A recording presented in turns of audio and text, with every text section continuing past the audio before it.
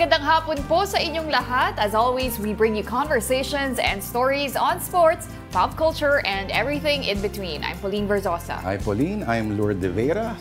Sa ayaw man natin o gusto, andito na ang buwan ng Agosto.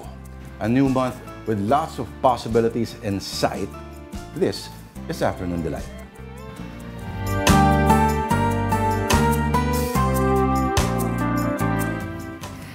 It's August 1st, 2024. Happy Thursday po sa ating lahat. It's a start of a new month.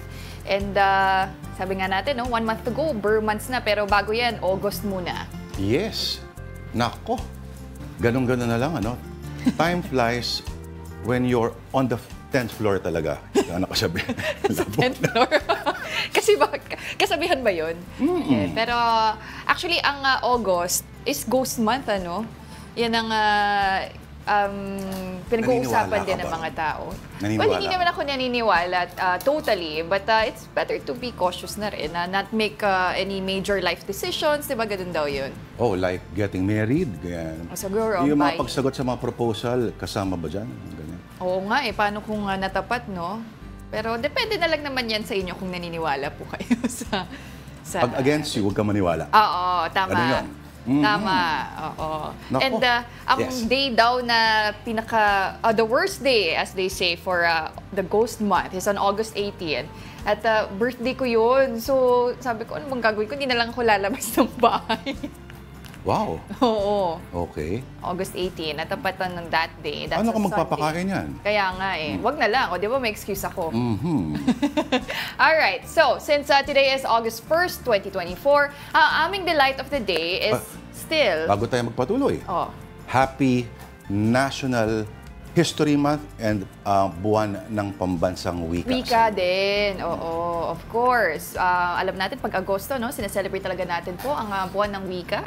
Alam mo na yan. Kikita ang mga nagbebenta ng mga costume para pang tinikling na costume at yung mga declamation contest.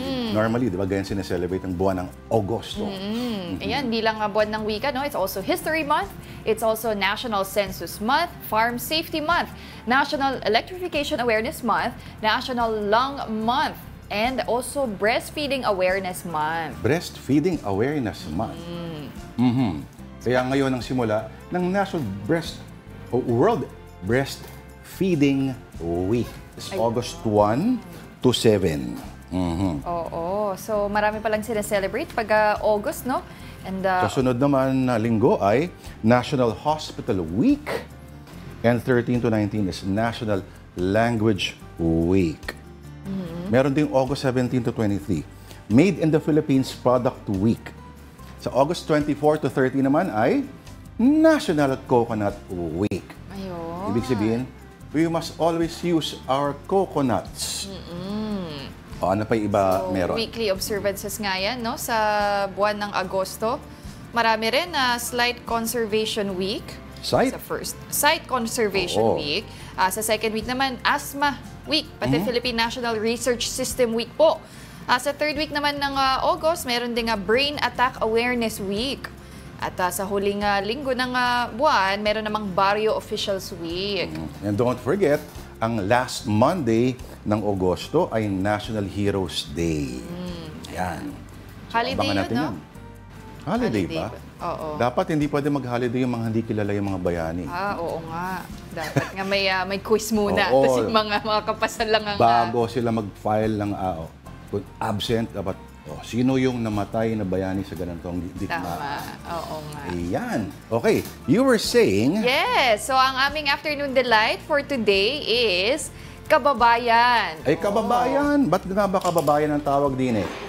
Kababayan, no, kasi it resembles yung salakot, yung, di ba, yung sombrero ng ating mga Filipino, pwedeng mga farmer, ganyan. Talaga? Oo. Parang UFO na iisip ko sa kanya.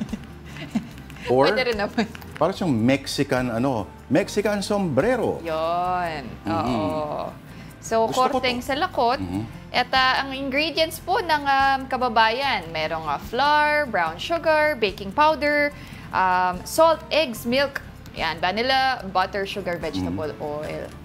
Sorry. Hindi mo binabanggit, made from leftovers itong mga to. Na-explain kanina ng ating producer. Masarap siya, no? Tsaka bite-sized. So, madali lang kainin. Bakit nga ba? Hindi in-explore ng mga Pinoy masyado. Napakaraming pwedeng gawin dito, no? Maraming possibilities. Pwede malagyan ng cheese, some nuts, mga fillings. Wala pa ba? Parang hindi pa wala siya pa. masyadong wala nga ibang variation. Pero masarap siya, para siyang muffin na Muffin. Pinoy style. Pero ito, may katangian siya na may malambot at merong crunchy part. Di ba? Yung outer, yung outer part, medyo, hindi naman crunchy, pero matigas siya. Hindi kaya ba ng donut mo to? Hindi. So, ayan. So, parang buong week tayong may special on bread special, afternoon delight special po. And tomorrow, ano kaya Nagbiro lang naman ako eh. Why not, Pwede diba? naman bukas ribeye steak. Parang iba naman. Wow. Diba? Nakakaya Mag-sponsor ka ba? Nakakaya sa producers natin. Okay. Huwag na tayo mag-ribeye steak tomorrow. Nakakahiya naman. Next. Kung mag-sponsor ka daw, why not? Nakakatipid sila sa Panaderia Hits. Oh, ako. Dahil pagkatapos ng Agosto ay may September. Alam na, mayroon ng nagsistretching na dyan ang ang patron saint ng Bear Months. Alam na natin. Warm up lang, sabi ni JMC. Si Jose Marichan, Siya ba yan? Siya yan. Nagsi-stretching. Oo, warm Akala up ko pa si lang Jose daw. Akala ko si Jose Marie, season. It's the season for that. Ika nga. Oo. Pero August pa lang po. So, bago po tayo pumasok sa Bear Months, sulitin muna natin na yung... Huwag ma-excite. We must always live in the present. Ika nga. Yes. Tama ka dyan, Lord.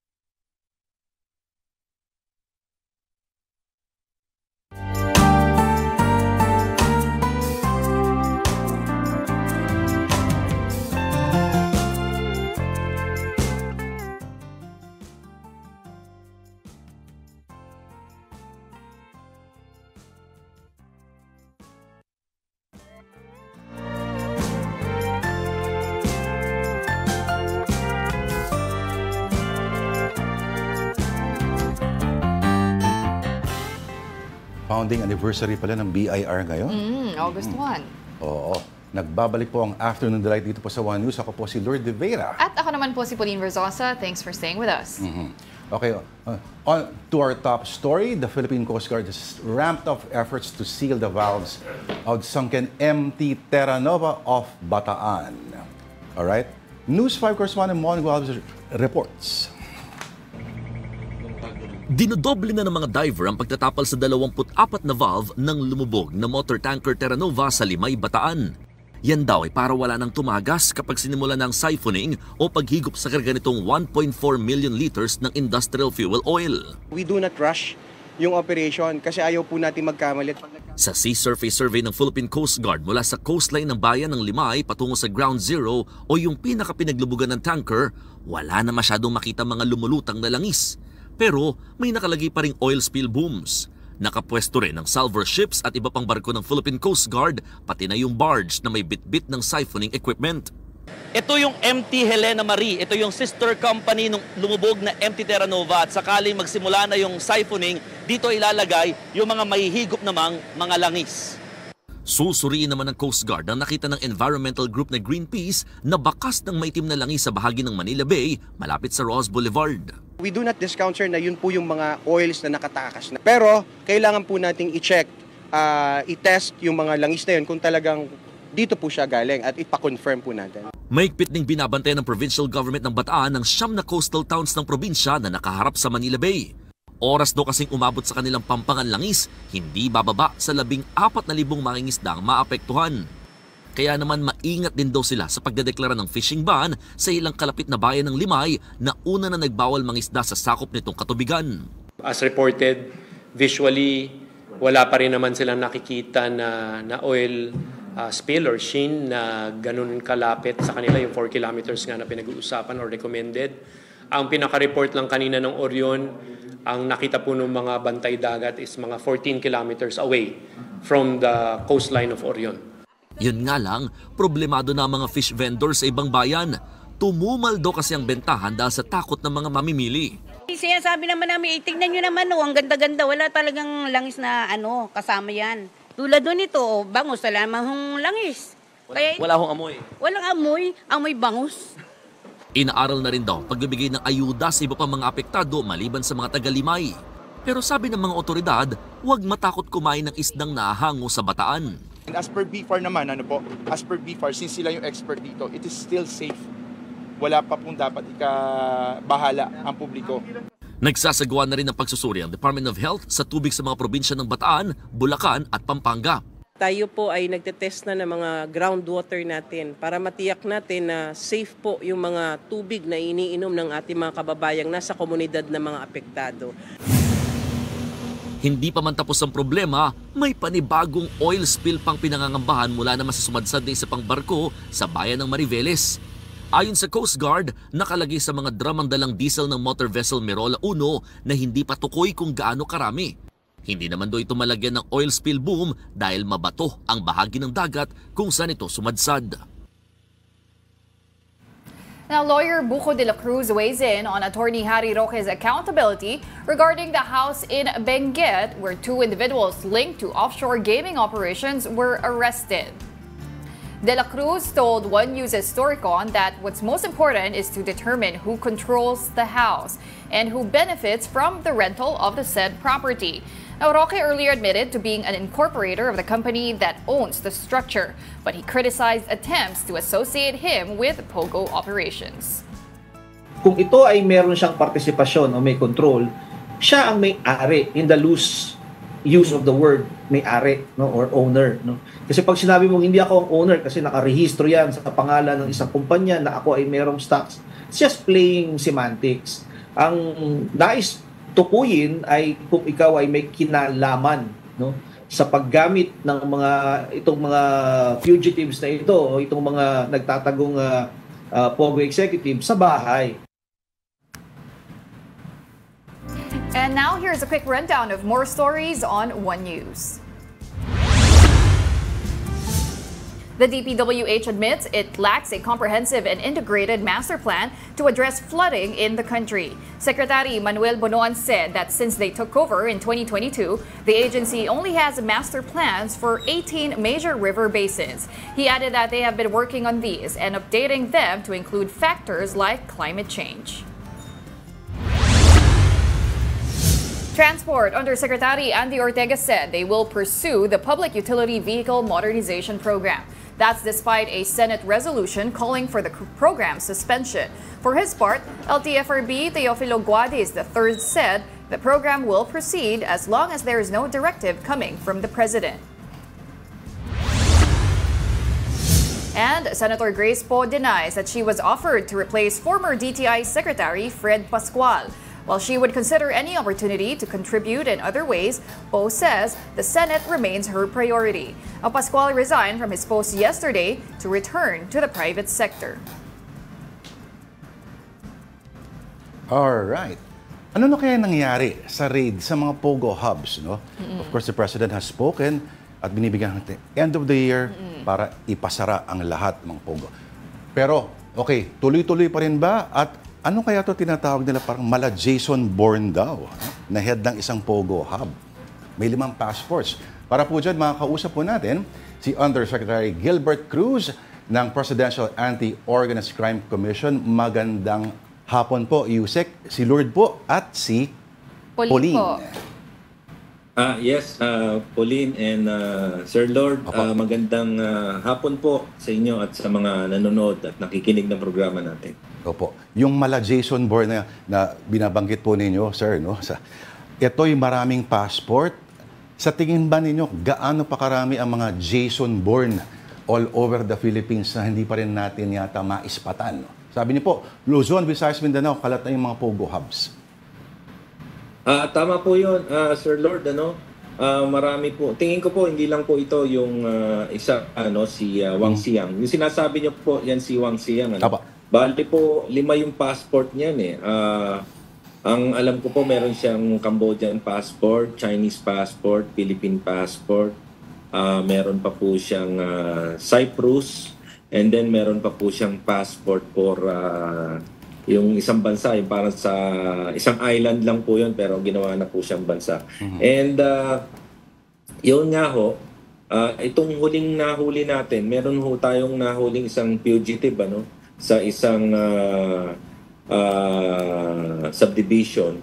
Ang pangalan niya po ay si Sun Liming. But ang ginagamit niya pong pangalan, nagpakilala po siya na siya po ay si isang Cambodian national. Tinago niya po yung pangalan niya sa sa pangalang Kun Muern. At nalaman na lang natin na siya po ay isang Chinese national ng pina-biometrics po natin yan sa mga counterparts natin at nalaman po natin yung totoo niyang identity. And later on nalaman natin na siya pala ay isang wanted fugitive sa China. Opo. Yusek, sabi nga po ni PBBM sa kanyang SONA speech na kailangan na iba ng POGO at cease all operations na by the end of the year. And in a statement, sabi niyo, Yusek, enough naman yung 5 months na yan. But how do you intend to really maximize yung 5-month period na ito? Ano po yung mga plano ng PAOK para matiyak na by the end of the year, wala na talagang POGOs? Kasi po, ganito yan. Ang ginawa po namin, yung approach po dyan will be parang, it's a whole of nation approach na gagamitin po natin yung lahat po ng government agencies na responsible po para mapatigil po natin tong mga illegal POGOs. Like, halimbawa po yung DILG po, yung PNP, yung NBI, yung Bureau of Immigration, nandyan na rin po yung DSWD. Kailangan din yung local government po kasi yung hinahabol po natin na 402 na mga illegal POGO na nag-ooperate pa rin po hanggang ngayon despite hindi naman wala po silang mga lisensya, ito po ay nakakalat sa buong Pilipinas. Meron po tayong sa Luzon, meron po tayong sa Visayas, meron po tayo sa Mindanao, but yung pinaka-bulk po nito, sir and ma'am, nasa Metro Manila. So ang ginawa po natin, in cooperation po and coordination with the Department of Interior and Local Government, binigay po natin sa kanila yung listahan noong mga POGO hubs na yan at yung mga POGO operations na yan. At hinati-hati po natin yan per province, per municipality, per city.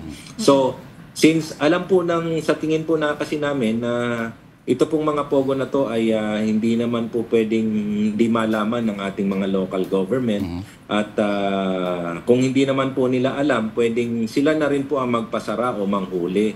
Kasi sa dami nito, Sir Lord and Ma'am Grace, masyado pong marami to. Ang paako kasi hindi ho ganun karami, nasa 40 plus lang po kami. At normally po, nangihiram lang po kami ng mga tao from the Philippine National Police and the National Bureau of Investigation. So, ang ginawa po ni SILG Ben Harabalas dito, hinati-hati na po niya by region, by province, para po meron naman pong magawa yung mga local government units. Opo. Matanong ko lang, Yusek, kahapon po, recently nagsalita si Juan Ponce Enrile at sinabi na hindi raw napag-aralan, supposedly yung Pero kayo ho ba ay may mga info, kumbaga may mga bansa na may dahilan kung bakit matagal na nilang pinaalis sa mga POGO na ito? Meron ho ba kayong, at siguro sir, at least nakausap at counterpart, para sa mga bansa na dating may mga POGO, successfully siguro na napaalis sila, kung anong strategy ang kailangan nilang gawin, kung may counterpart po kayo doon, sir? May experience po nila?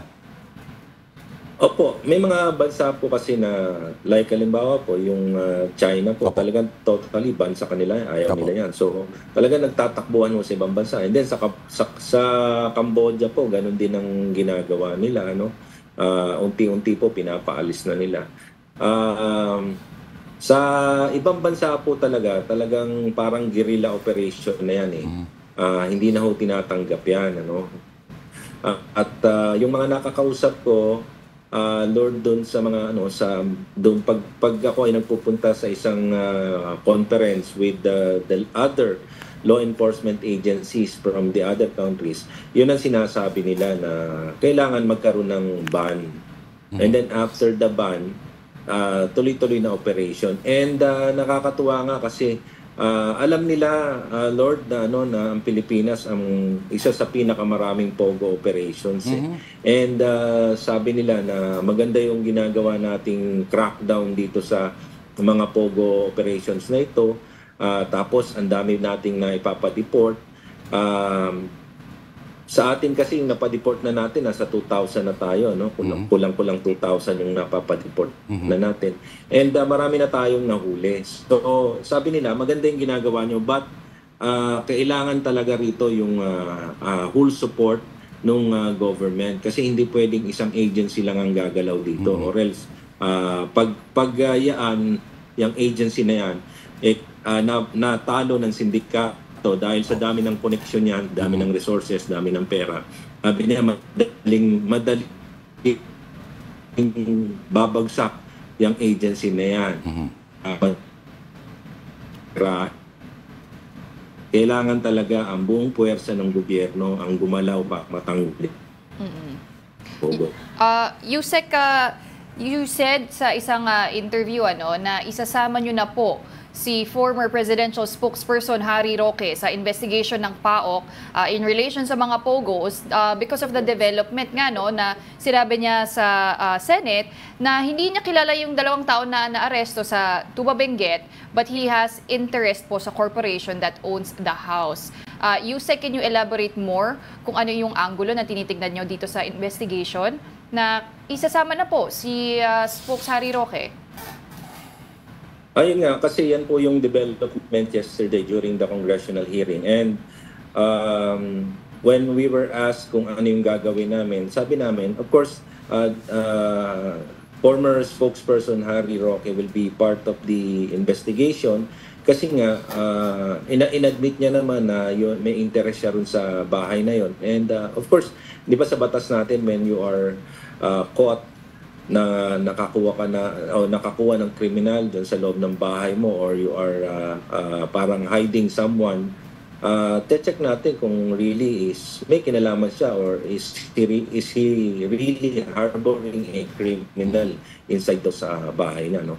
And kailangan nating matanong siya, although yesterday it was stated na merong agreement, ano, meron silang parang contract as lessor and lessee, ano. So titingnan natin kung ano talaga yung participation ni former Secretary Harry Roque. Okay. Sir, sa isang interview dati na banggit din po ninyo, no? Alam natin na ang dokumento, what led them to Benguet ay yung mga natagpuan din nila sa Porac, sir, no? Pero, okay, may binanggit kayo dati, sir, na may mga nahuli, may mga nakita po kayo mga images na kung tutuusin lang ay hindi pwedeng ipakita sa public dahil masyadong matindi. Pero, sir, tayong tatlo lang naman nag-uusap-usap muna dito. Ano po yung para sa inyo, yung pinaka traumatic na nakita po ninyong image po ng mga biktima ng mga pogong ito? Alam, matagal po kayo sa kapulisan and you've probably seen every kind of savagery available sa mga crimes sa inimbisagan po ninyo. Pero ano po yung para sa inyo, this draws the line at ikagagalit nyo talaga? Alam mo, tama ka doon, Lord, ano. I've been in the service for almost 38 years and nakakita tayo nung binarel for some reason dahil nagalit siya, no. O kaya sinaksak because may mga motivation bakit niya sinaksak.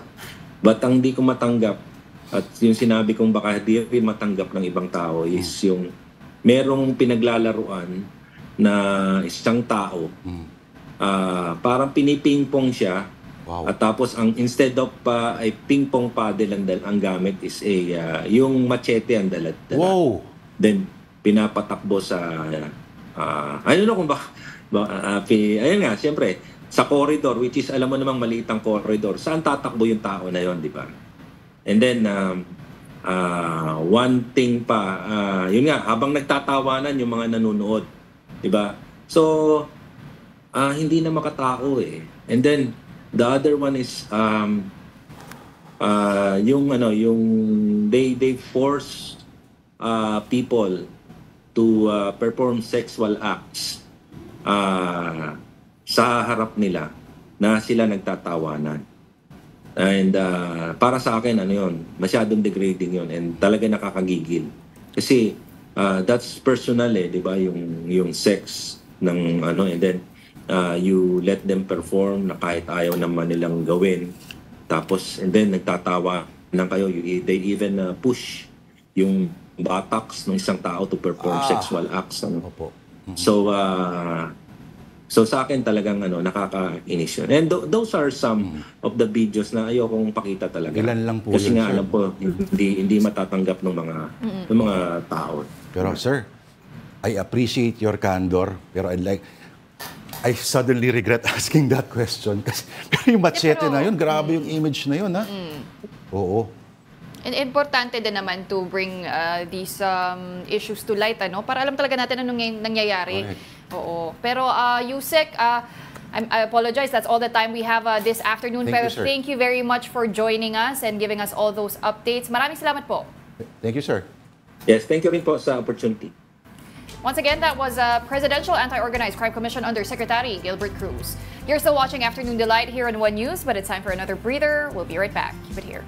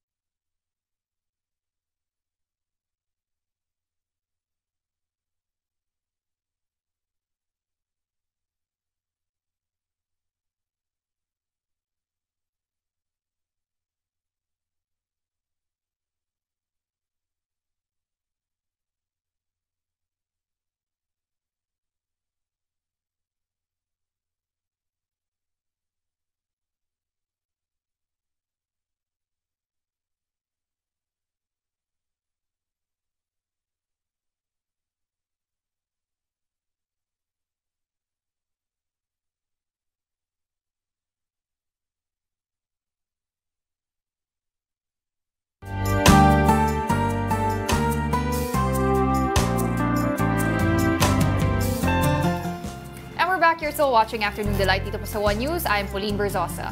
Lourdes de Vera po, kababayan. Okay, ito po, a 45 peso per kilo rice will be sold in select Kadiwa stores starting today, August 1st. And for the details, we have Mobile Journal Francis Orsio over the phone. Francis, marami bang pumila kanina? Nasaan ka ba? Anong Kadiwa store ang pinagre-reportan mo ngayon?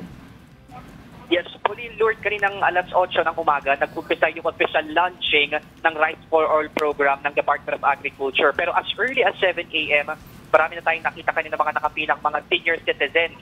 Nang nakausap natin sila, sabi nila gusto nila mauna sa pila para matapos agad at makaunang maka-avail ng mga murang bigas nga na ibinibenta, including this 45 pesos na well-milled rice at imported. So bahagi ito ng programa ng Department of Agriculture para nga makatulong dito sa tuloy-tuloy daw na inflation na nangyayari sa bansa. Pauline, Lord. And Francis, yung kaibahan ng 45 pesos dun sa 29 pesos na bigas, ito yung imported, tama? Yes, Pauline. Kanina nga pinagkumpara talaga natin yung pagkakaiba and yung quality difference nitong 45 pesos sa 29 pesos. Itong 29 pesos, dahil ito ay stock mula sa National Food Authority or NFA, may mga ilan kasi silang stock na luma na at ibinebenta ngayon. Pero sabi naman nila, kapag iniluto mo ito, maalsa pa naman daw at maganda din yung pagkakaluto. Pero yung 45 pesos, ito yung mas better na bigas na ibinebenta nila dahil makikita mismo doon sa bigas maputi, tapos walang mga dilaw-dilaw na butil, tapos mabango din yung amoy. Yun yung pagkakaiba nilang dalawa. Pero ayun nga, kung titignan natin yung mga presyo ng bigas na yan, and if we compare them doon sa presyo ng bigas sa merkado, talagang malaki yung diferensya at mas makakamura yung mga mamimili. Okay, Francis, pahirit lang ako isa. Ito bang pinuntahan mo kanina, meron ulit bukas at sa susunod na araw o parang per announcement lang ito? Yes, Lord. Yung pinuntahan natin kanina sa Bureau of Plant Industry yon sa Malate, Manila. Sa ngayon, nasa 4 pa lang na Kadiwa stores nagbebenta ng 45 pesos na bigas. Kabilang yang sa Bureau of Plant Industry sa Manila. Nandyan din yung Food Terminal Incorporated sa Taguig City, sa Potrero, Malabon City, at sa Liano, Caloocan City. Pero sinabi naman ng Department of Agriculture na inaasahan na madadagdagan pa yung mga Kadiwa stores na magbebenta ng tig 45 pesos na bigas. Pero itong tig 29 pesos na bigas, Lord, tuloy-tuloy yung pagbebenta ng TA dyan sa mga Kadiwa stores nila. Sa ngayon, nasa 17 Kadiwa stores yung merong tig 29 pesos na bigas, including dito sa Metro Manila at yung mga ilang kalapit na probinsya natin, Lord. Ayan, malaki talaga matitipid ng mga customer, no? For now, maraming salamat, Mobile Journal, Francis Orsio. Konti na lang, aabot na sa 20. Alright, and as promised, buong linggo na mga schools, ang tema natin para sa ating I Saw the Signs. Because naming is the first act of creation, sabi nga ng isang manundulat. I Saw the Signs, mga pangalan ng paaralan, Day 4 edition. First photograph, Tita Pao. Ito, Kita-Kita Elementary School sa San Jose City, East Nueva Ecija. Aba, ano ka? Okay, maraming ko. Ano yan? Kita-Kita or Kita-Kita? I see you. Ayun, Kita-Kita. Or Income-Income. Oh, kita. Alin kaya doon? Di ba may movie na Yes. Kita-Kita? Oo. So may school din pala. Okay, next photo. Ito naman. Puntod. Okay. Ang Puntod Elementary School ay nasa Misamis Occidental, Northern Mindanao. Malapit sa Lopez Aina. MSU. Alam mo, sa probinsya rin ng father ko, sa Southern Leyte, no? Sa Hilongos, ang pangalan ng barangay nila ay Barangay Puntod. Okay. Kasi may graveyard na malapit doon sa barangay. Oo. So may Puntod Elementary School din. Okay, ito na. Ito naman. Gusto ko ikaw magbasa niyan. Kilikili Elementary School. Sa Calbayog, Samar. Oo. Okay. Kala nyo, Kilikili niloloko namin talaga. kayo. May alumni sila, Oo. May 142 members pa. At suplado, naka-private group pa. Diba? Kilikili Elementary School. Mga galing, ano kaya ang kunyari kung mga galing St. Paulinians, ano ang tawag sa mga galing Kilikili? Kilikilians. Kilikillers? Kilikili, pwede. Ito, may isa pa po tayong picture para sa ating pangalan ng paaralan edition ng ISAW. Ito, DepEd tayo, Teren-Teren Elementary School. Totoo ba yan? Teren-Teren.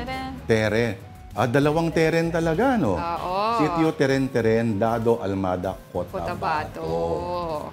Shout out po sa mga taga Teren-Teren. Ano? Nanonood kaya sila ng Pink Panther nung pinapangalan na yung lugar? Diba? Ano ang pangalan ng school natin? Teren-Teren. Teren-Teren.